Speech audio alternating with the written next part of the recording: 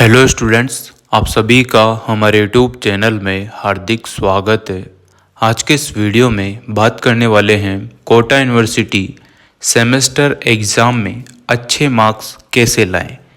अभी हाल फिलहाल में सेकंड सेमेस्टर के आपके एग्ज़ाम हैं, चाहे आप यूजी स्टूडेंट्स हैं यानी कि बीए, बीएससी, बीकॉम वगैरह, या फिर आप पीजी स्टूडेंट हैं जैसे कि एमए, एमएससी, एमकॉम, या फिर प्रोफेशनल कोर्स से संबंधित अगर आप स्टूडेंट हैं जैसे कि BA, BEd, BSc, BEd, BEd, MEd, जिनके भी सेकंड सेमेस्टर का एग्ज़ाम है, उनके दिमाग में ये क्वेश्चन चल ही रहा होगा कि सेमेस्टर एग्ज़ाम में अच्छे मार्क्स कैसे लाए जाए।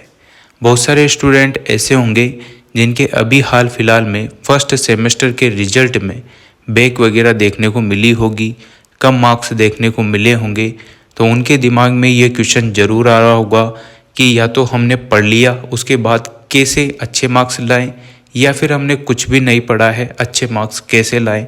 ठीक है, तो इन सभी सवालों के जवाब और इससे रिलेटेड जो रणनीति है आपके अच्छे मार्क्स की, वो मैं आप लोगों को इस वीडियो में बताने वाला हूँ। ठीक है, वीडियो आप लोग पूरा देखिएगा, और अगर आप लोग चैनल पर नए हैं तो चैनल को सब्सक्राइब, वीडियो को लाइक और बेल आइकन ज़रूर दबा लीजिएगा।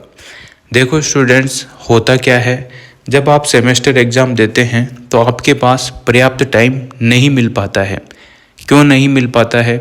देखिए, आप लोगों के यूनिवर्सिटी जो है वो टाइम पर आपके एग्ज़ाम नहीं करा रही है। जैसे आप सभी को पता है कि 2 साल का अगर कोर्स है तो 4 सेमेस्टर आपको देने होंगे, 3 साल का कोर्स है तो 6 सेमेस्टर आपको देने होते हैं। जो पहले सेमेस्टर का टाइमिंग जो रहता है वो दिसंबर का महीना रहता है, दूसरा सेमेस्टर आपका लगता है जून के महीने में। पर अभी हाल फिलहाल में कोटा यूनिवर्सिटी की हालत देखी जाए तो फर्स्ट सेमेस्टर आपका हुआ था अप्रैल मई में, सेकेंड सेमेस्टर आने वाला है सितंबर अक्टूबर में। तो आप लोग समझ रहे होंगे कि आपका सेशन कितना लेट है। तो ये यूनिवर्सिटी की जो रणनीति है एग्ज़ाम से संबंधित, ये काफ़ी फेल टाइप में लग रही है। अगर ये एग्ज़ाम टाइम पर हो, एडमिट कार्ड टाइम पर हो, टाइम टेबल टाइम पर हो, परीक्षा टाइम पर हो और रिजल्ट भी टाइम पर हो, तो सारी चीज़ें सेशन आपका बिल्कुल भी लेट नहीं होगा। जो टाइमिंग है उसी पर आपका कोर्स होगा, उसी पर आप लोगों को सारी चीज़ें देखने को मिलेगी। पर यह हाल तो उसी प्रकार का हो गया है जैसा आपका डिग्री हुए, जो भी आपका कोर्स है उसे कंप्लीट हुए, उस होने के बाद 2 साल बाद आपको डिग्री मिलती है। सेम वही प्रोसेस यहाँ पर होने वाला है, हो रहा है। ठीक है, चलो ये तो जो भी था वो सब सही था। अब आप लोग सेमेस्टर एग्ज़ाम देंगे, सेकंड सेमेस्टर में आपको अच्छे मार्क्स लाने के लिए मैं आप लोगों को कुछ टिप्स दे रहा हूँ। ठीक है, तो उनको आप लोग बिल्कुल फॉलो करें, आपको भी हेल्प होगी। मेरे को हुई थी, मेरा अनुभव जो है वही मैं आप लोगों के साथ शेयर करने वाला हूँ। ठीक है, पहली बात तो उन स्टूडेंट्स की करते हैं जो बीएड, बीएससी, बीएड, बीए, जो भी बीएड से संबंधित एग्ज़ाम देने वाले स्टूडेंट है, एमएड से संबंधित एग्ज़ाम देने वाले स्टूडेंट है, तो उनको देखो फुल कॉपी भरनी होती है, फुल लिखना होता है, यह सही बात है। और जिन स्टूडेंट के आर्ट्स सब्जेक्ट है और जिनके हिस्ट्री वगैरह ये वगैरह एमए है या फिर बीए है, तो उनको भी फुल लिखना होता है। फुल का मतलब फुल ही लिखना होता है, उसी क्वेश्चन से संबंधित सारी चीज़ें आप लोग लिख सकते हैं। पर जो साइंस बैकग्राउंड के, कॉमर्स बैकग्राउंड के स्टूडेंट हैं वो भी फुल ही लिखें, पर ऐसा ना लिखें कि आप चाहे जो ही लिख रहे हैं, क्योंकि आपके मार्क्स जो है वो क्वेश्चन से संबंधित आपसे कुछ पूछा गया है तो उसी से रिलेटेड आप लिखते हैं तो आपको अच्छे मार्क्स मिलते हैं। आर्ट्स और बीएड वाली जो फैकल्टी है या जो भी पेपर आपके लगते हैं उनमें तो कॉपी भरने के अच्छे खासे मार्क्स मिलते हैं। चलिए आप लोगों को कुछ टिप्स दे देता हूँ मैं। ठीक है, पहला टिप्स यहाँ पर यह है कि सबसे पहले तो आप लोगों को यह चीज़ समझ में आनी चाहिए कि आप रिटन एग्ज़ाम किसी भी यूनिवर्सिटी का दे रहे हैं तो कॉपी भरने की कला आपको आ जानी चाहिए। कॉपी भरने की कला क्या होती है, कैसे आपको कॉपी लिखना है और इसके कितने मार्क्स आपको मिल जाते हैं। सबसे पहले जब भी आप एग्ज़ाम हॉल में जाते हैं तो आप लोगों को पेपर देखना होता है। कॉपी आपको देख लेनी है कि कितने पेज कॉपी में है। पहला टारगेट तो आपका ये फिक्स हो जाना चाहिए कि कॉफ़ी तो किसी भी हाल में 1 या 2 पेज ही खाली रहेंगे, बाकी यूनिवर्सिटी की जो कॉफ़ी है वो पूरी भरकर आप देकर आएंगे। अब इसका मतलब आप गलत बिल्कुल ना निकालें। बहुत सारे स्टूडेंट सोच रहे होंगे कॉपी में तो कुछ भी लिख दो, नंबर तो मिलेंगे। ऐसा भी बिल्कुल नहीं है। एग्जामिनर का अगर दिमाग घूम रहा है तो आपको भी घुमा देगा, समझ रहे हो। तो इसलिए कॉपी में वही चीज़ें लिखें जो आपसे क्वेश्चन में पूछी गई है। हाँ, कितनी आपको लिखनी है ये आपके ऊपर डिपेंड करता है। आपकी स्पीड कितनी है, 3 घंटे में आप पूरा पेपर कर पा रहे हैं, नहीं कर पा रहे हैं, उस हिसाब से आप लोगों को लिखना है, फॉलो करना है जो मैं आपको बता रहा हूँ। सबसे पहले आपका जो भी पेपर आता है उसमें जो निबंधात्मक प्रश्न आपको देखने को मिलेंगे वो सबसे पहले आपको करने होते हैं, क्योंकि सबसे ज़्यादा मार्क्स वही आपको देंगे। तो सबसे पहले निबंधात्मक प्रश्नों में से सभी के लिए बता रहा हूँ, है ना, यूजी पीजी बीएड वीएड सभी के। तो सबसे पहले आप लोगों को बड़े बड़े जो आंसर क्वेश्चन हैं 15 नंबर के वो करने होते हैं। उसमें भी सबसे अच्छा 3 या 4 क्वेश्चन आते हैं, 6 क्वेश्चन आएंगे जिसमें 3 करने रहते हैं अथवा में आते हैं। तो आप सबसे बेस्ट जो आप लोग लिख सकते हो अच्छे से सुव्यवस्थित तरीके से, जिसमें आप लोगों से एग्जामिनर इम्प्रेस हो जाए कि हाँ अच्छा बच्चा है, अच्छी राइटिंग है, अच्छी चीज़ें लिखी है। तो इस टाइप से आपको क्वेश्चन उठाकर पहला क्वेश्चन तो वो लिखना होता है। दूसरा क्वेश्चन वो लिखें जिसमें आप थोड़ा मन से लिखेंगे, थोड़ा आपको याद है। तीसरा क्वेश्चन वो लिखें जो आप मन से लिख सकते हैं या अच्छे से लिख सकते हैं। तो इस टाइप से आप लोगों को निबंधात्मक पहले करने हैं। उसके बाद निबंधात्मक का जो टाइमिंग रखोगे वो 1.5 घंटे में वो 3 क्वेश्चन रखना जो बड़े क्वेश्चन हैं। 3 घंटे आपके पास रहेंगे और 40 या 35 पेज की कॉपी आपके पास रहेगी।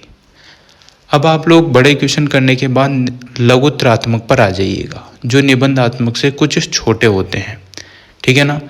अभी बहुत सारे स्टूडेंट ये सोच रहे होंगे कि सर 15 नंबर का एक क्वेश्चन आता है निबंधात्मक, तो कितने पेज भरें, ठीक। तो दोनों तरफ के पेज मिलाकर 5 या 6 पेज भरें, और अगर आपकी स्पीड कम है तो आप 4 पेज तो कम से कम भरे ही भरें, ठीक है। अब बात करते हैं लघुत्रात्मक प्रश्नों की। तो लघुत्रात्मक प्रश्नों में क्या होता है, आप लोगों को कम से कम दोनों तरफ के पेज मिलाकर 3 पेज भरने होते हैं, ठीक है, दोनों तरफ के मिलाकर 3 पेज।